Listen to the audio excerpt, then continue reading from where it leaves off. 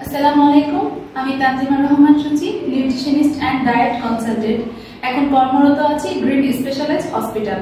আজ আমরা এসেছি গাজীপুর আল আরাফ হসপিটালে পুষ্টিবিদ ফাউন্ডেশন থেকে ফ্রি ক্যাম্পিং এর জন্য।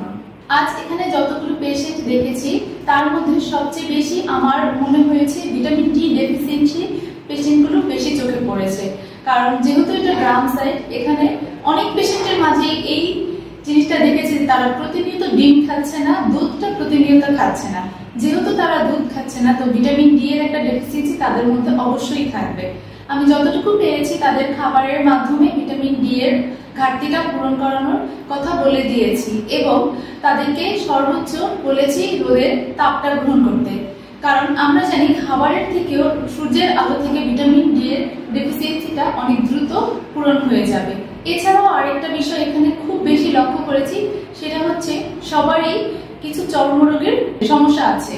কারণ এখানে অনেকের কাছে শুনতে পেলাম যে তারা পানিটা ঠিক মতন পাচ্ছে না।